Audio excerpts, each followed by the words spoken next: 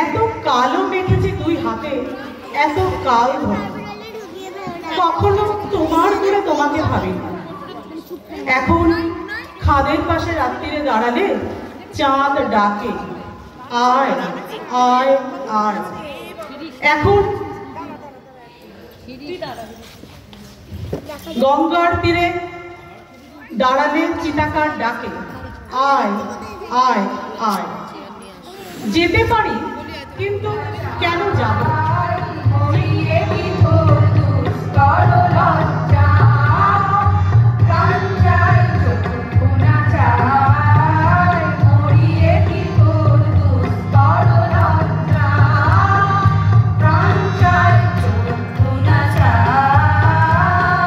সুন্দর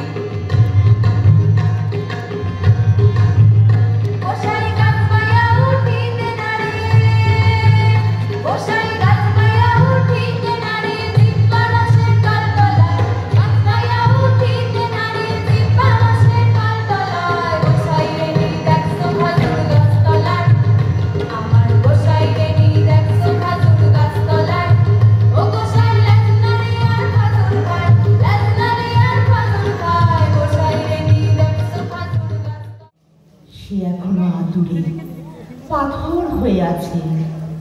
তার হাতে রক্ত, তার স্তম্ভটি খটখটে ধুধুল। খিদের উত্তাপে সব দয়া মায়া বাষ্প হয়ে উঠে গেছে কবে। ভাঙা কুড়েটার সামনে এইমাত্র থামল খুব ব্যস্ত একটা জিপ গাড়ি। শুনুন দারোগা বাবু, একটা প্রশ্নের আপনি উত্তর দেবেন। বাচ্চারা না খেয়ে মরলে সমাজ বা পুলিশ আসে না, আজ কেন এসেছেন শত কাজ ফেলে? ওরে বাবা, হে দেখুন পরিষ্কার গলা টেপা কেস।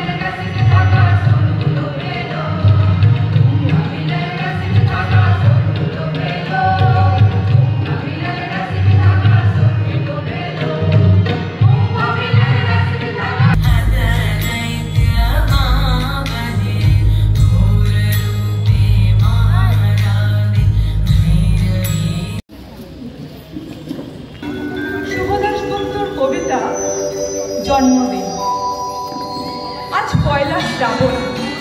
খোকন, আজ তোর জন্মদিন।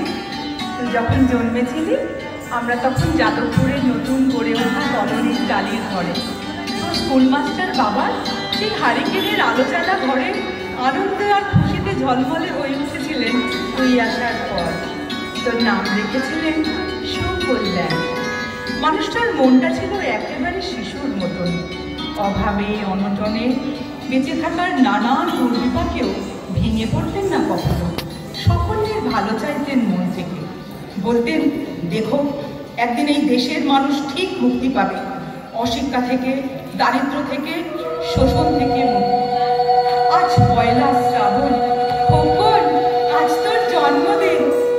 তোর মনে আছে আমাদের ভাঙা ঘরের মেঝেতে বাক্স থেকে বার করে মেজো মাসির হাতের তৈরি আসনটা পেতে দিতাম, সামনে রাখতাম ঠাকুরের আসনের প্রদীপখানা, তুই বাবু হয়ে বসতিস চুপটি করে। আমরা একে একে তোকে ধান দুর্গ দিয়ে আশীর্বাদ করতাম। তোর বাবা বলতেন, বড় হও, মানুষ হও। তোর বাবার সেই বন্ধু ঘোষ কাকু, উনি বলতেন, বেঁচে পড়তে থাকুক। তুই জিজ্ঞাসা করতিস, মা পড়তে থাকা মানে কি গো মা? আমি বলতাম না কিছু, শুধু ধান দুর্গ দিতাম আর মনে মনে বলতাম, ঠাকুর ঠাকুর আমার খোকনকে মস্ত বড় মানুষ করে তুলুক। ও যেন সত্যিকারের মানুষ হয় ঠাকুর, ওর যেন কোনো বিপদ না হয়। অভাব কষ্টের এই সংসারে ওই একটা দিন বাড়তি পয়সার একটু দুধ নিতাম, পায়েস রান্না করে দিতাম তোকে। তুই পায়েস খেতে বড় ভালোবাসতিস। তোর বাবা বাস স্ট্যান্ডে সেই দোকান থেকে নিয়ে আসতে তোর প্রিয় মিষ্টি ছানার গজা। সামান্য স্কুল মাস্টারিতে কি বা হয় বল? ঘরে বসে ছাত্র পড়িয়ে আসত কিছু। দাউ দাউ অভাবের আগুনে সে রসদ করতে সময় লাগতো না। তোর বাবার জামা সেলাই করতাম আর বলতাম, সামনের মাসে দুটো জামা বানিয়ে নিও। উনি বলতেন, খোকন বড় হচ্ছে, ভাবছি সামনের মাস থেকে বাড়তি আঁচের দুধ নেব। দুধে শক্তি বাড়ে, বুদ্ধি বাড়ে। শক্তি আর বুদ্ধি না হলে তোমার খোকন মস্ত বড় মানুষ হবে কি করে? ভাবছি আরো দুটো টিউশনি নেব। ছাত্র পড়িয়ে পড়িয়ে মানুষটা দিনের শেষে একেবারে ক্লান্ত হয়ে যেতেন। রাতের অন্ধকারে তখন উঠানের ধার ঘেঁষে জোনাকির ব্যস্ততা আর ঘরে তোর পড়া মুখস্থ করার এক টানা সুর আমাদের কলনের ঘরটাকে একেবারে জীবন্ত করে তুলত। তখন মাঝে মধ্যে উনি বলতেন, তোমার শরীরটা দিন দিন বড় ভেঙে পড়ছে, খাওয়া দাওয়া একটু করো। শাড়িটাও তো দেখছি বেশ ছিঁড়েছি। কালই আমি ফেরার পথে তোমার জন্য শাড়ি নিয়ে আসবো, ধারেই আনবো। আমি বলতাম, সামনে খোকনের উঁচু ক্লাস, কত বইপত্র কিনতে হবে, কত খরচ। উনি দীর্ঘশ্বাস ফেলে চুপ করে যেতেন। জোনাকিরা অদৃশ্য আলোর আলপনা আঁকত উঠানের আগাছায়। আবহ সঙ্গীতের মতো তুই পড়া মুখস্থ করতিস, ইতিহাস, ভূগোল, গ্রামার। ঈশ্বর কিন্তু নিরাশ করেননি, বুঝলি? তুই কত বড় হলি, সব পরীক্ষায় কত ভালো ফল হলো তোর। তোর বাবা বললেন, আরো পড়ো, উচ্চ শিক্ষায় উচ্চ সম্মান অর্জনের একমাত্র পথ। তুই আরো পড়লি, কত বড় চাকরি হলো তোর। তোর মনে আছে খোকন, প্রথম মাসের মাইনেতে তুই আমাদের জন্য কত কি এনেছিলি? তখন তো আমরা চলে এসেছি শ্যামবাজারের তোর কামরা সাজানো গোছানো বেশ বড় ফ্ল্যাটে। অফিস থেকেই তো দিয়েছিল। সেই ঘর, সেই বারান্দা, কত স্মৃতি, কত ছবি। সেই বাড়িতেই তো, সেই বাড়িতেই আশ্বিনের এক ঝোড়ো বিকেলে তোর বাবা যেদিন আমাদের ছেড়ে চলে গেলেন, তুই বাবার বুকের ওপর পড়ে কাঁদছিলিস আপোষ নয়নে। আর সদ্য স্বামী হারা আমি তোকে বুকে টেনে নিয়েছিলাম ছোটবেলার মতন, আর বলেছিলাম, কাঁদিস না রে খোকন, আমি তো আছি। আজ পয়লা শ্রাবণ, কলকাতা থেকে অনেক দূরে মফস্বলের এক বৃদ্ধাশ্রমে আমি একেবারে একা রে খোকন। তোকে বড্ড দেখতে ইচ্ছে করছে, তোকে, বৌমাকে আর ছোট্ট বিট্টুটাকে। আজ নিশ্চয় সরলেগে তোরা এখন মার্বেল বসানো সেই ঝাঁ চকচকে ফ্ল্যাটে তোর বাড়িতে নিশ্চয়ই আজকে খুব বড় পার্টি হচ্ছে, তাই না রে খোকন? অনেক লোকজন, হইচই, খাওয়া দাওয়া, খুব ভালো, খুব ভালো। আমার মনে পড়ছে যাদবপুরের ভাঙা ঘরের রাত্রিরে তুই আমার পাশে শুয়ে মাঝে মধ্যে হঠাৎ খুব ভয় পেয়ে জড়িয়ে ধরতিস। আমি বলতাম, ভয় কি রে খোকন, যার মা থাকে তাকে কি ভূতে ধরে? তুই নিশ্চিন্ত নয় ঘুমিয়ে পড়তিস আমাকে ধরে। তোর আধুনিক সংসারে এই বুড়িটা ঠাই হলো না রে। প্রতিমাও তো মা, ওরও তো আছে আমার এই খোকনের মতন কোল আলো করা চাঁদের টুকরো। কিন্তু সময়ের কি আশ্চর্য পরিবর্তন দেখ। তুই বুঝি এখন আর পায়েস খাস না না রে খোকন? তুই জানিস খোকন, আজ সকাল থেকে আমি পায়েস রান্না করেছি। হ্যাঁ, তোরই পাঠানো টাকায় সারাদিন এই পায়েসের বাটি সামনে নিয়ে বসে আছি রে খোকন। এখানে এই বৃদ্ধাশ্রমে আমার একলা ঘরে, আর কেউ নেই তুই একবার পার্শ্বক্ষণ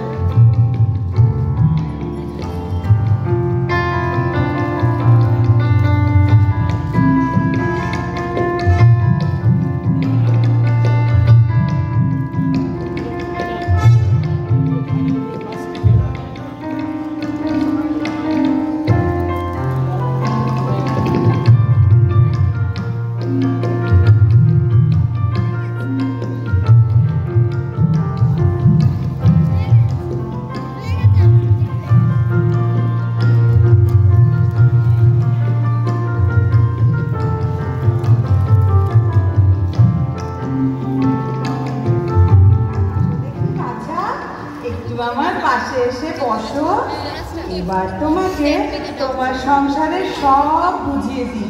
এসো মা। আমাকে আবার এখনই এই সব বলছেন কেন মা?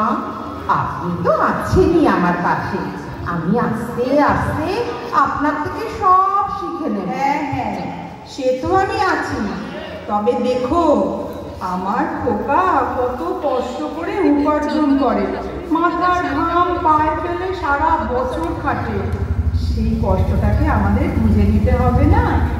সে তো নিশ্চয়ই, সে তো নিশ্চয়ই। আপনি সংসার করছেন মা, আমিও চেষ্টা করব আপনার মতন হতে। চেষ্টা না বৌমা, হতেই হবে। শক্ত হাতে তোমাদের সংসারের হালটা ধরতে হবে।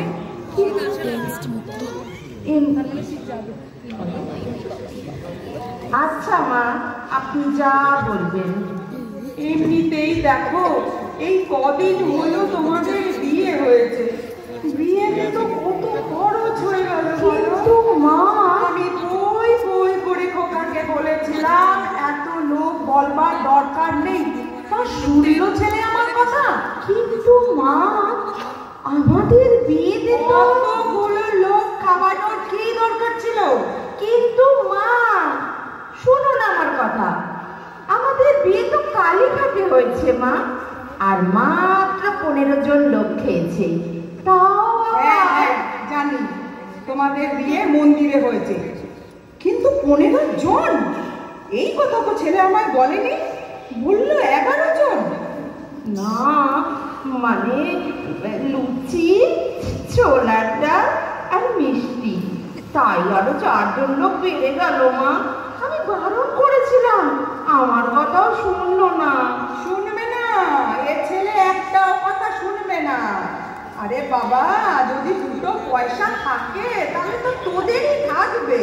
সত্যি মা, আপনি একদম ঠিক কথা বলেছেন। সত্যি কত খরচা করে ফেললে বলুন তো। আচ্ছা বাবা শোনো, যা গেল তা তো আর ফিরে আসবে না, তাই এবার থেকে তোমাকেই বুঝে চলতে হবে। ঠিক আছে মা। মা জানেন, বিয়েতে আমার মামাকে আসতে বলা হয়নি তো, তাই মামা সামনের সপ্তাহে আমাদের বাড়ি আসবেন। আবার খরচা? তা একা আসবেন না সব পরিবারে? খাওয়া দাওয়া কি এখানেই করবে না সেরে আসবে? না না না না না মা, মামা বললো তোর বিয়েতে তো যেতে পারলাম না, তাই প্রেজেন্টেশনও দেওয়া হয়নি, তোকে দেখেও আসবো আর তোর গিফটটাও দিয়ে আসবো, সকাল সকালে যাবো। বিয়ের গিফট দিতে আসবে? তা বেশ বেশ, সকাল সকাল আসবে মানে টিফিন থেকে শুরু করবে নাকি? কোনোভাবে যদি একটা বাদ দেওয়া যেত, মানে টিফিন না হলে দুপুরের খাবার। মনে হয় টিফিনের খরচাটাই কম, কি বলো বৌমা? কি? হ্যাঁ হ্যাঁ হ্যাঁ মা, কিন্তু মামা যে বললো দুপুরে কবজি ডুবিয়ে তোর বাড়িতে খাবো। উফ, থামো তো, বুদ্ধি করে সংসার করতে হয়, নইলে সব ভেস্তে যাবে। কি হবে মা? আপনি একটা উপায় বের করে দিন মা। তা তো করতেই হবে মা। শোনো, মামা আসলে চা চাইবার আগে বড় গ্লাসের 1 গ্লাস শরবত দিয়ে দেবে। চা দিলে তো আবার বিস্কুটটাও দিতে হবে, তাই না? তাই শরবতটাই আগে দেবে। নুন চিনি লেবু দিয়ে তো মা? আরে না না, আমি গরিব লুটের বাতাসা পাশের মন্দির থেকে এনে কৌটো করে জমিয়ে রেখেছি, তা দিয়েই শরবতটা দেবে। জলকলের বাতাসাও মন্দিরের, তাই আমাদের নো খরচা। কিন্তু মা, মামা যে দুধ দিয়ে যে চা খেতে ভালোবাসে। মা, তুমি তো দেখছি মামার শরীর নিয়ে একদম সচেতন না। এই বয়সে দুধ চা খাবার কি ভালো নাকি?